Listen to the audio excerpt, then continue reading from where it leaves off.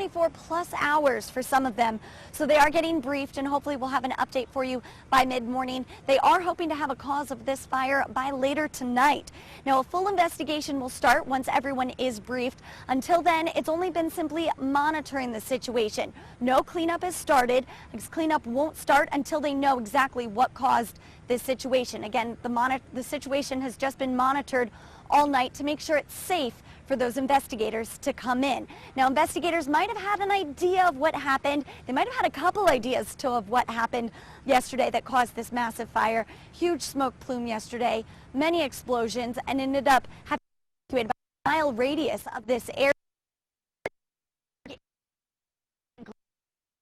Out what happened. Like I said, we're hoping to have an idea of what happened by later tonight. Now that it is safe, they can start to do this. As I said yesterday, a mile area of this region was evacuated.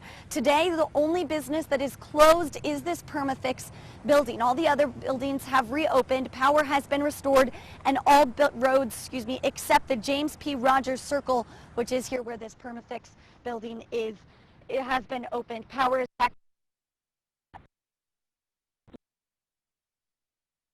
Massive smoke plume. And as you can see here behind me, now that the sun is up, you can see this building completely charred.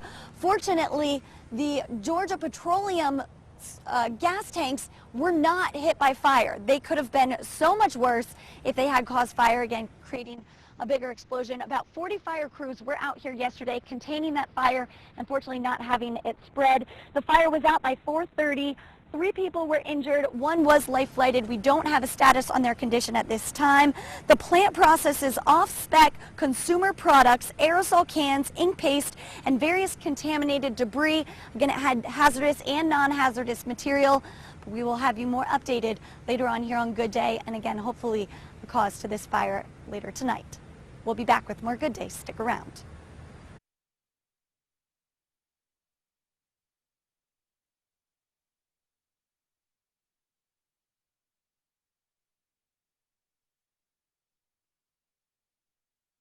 Down here in Valdosta at the Permafix Environmental Services Building, where crews have been working all night cleaning up and trying to figure out what caused a fire and explosions here yesterday. There were multiple explosions yesterday, starting about 2:20. Many fire crews came out about 4:30 yesterday. Had the fire out by 4:30 yesterday, and again, crews have just been working all night. That fire again was out by 4:30 yesterday. Everyone was evacuated in a 1-mile radius of this. They have since been returned to their home. Valdosta dispatch tells me that they have been returned to their home since about 5 o'clock last night. Now, limited information is available. Again, fire crews have been working all night trying to figure out what caused those explosions and the fire yesterday. Limited information is available. We do know 3 people were injured.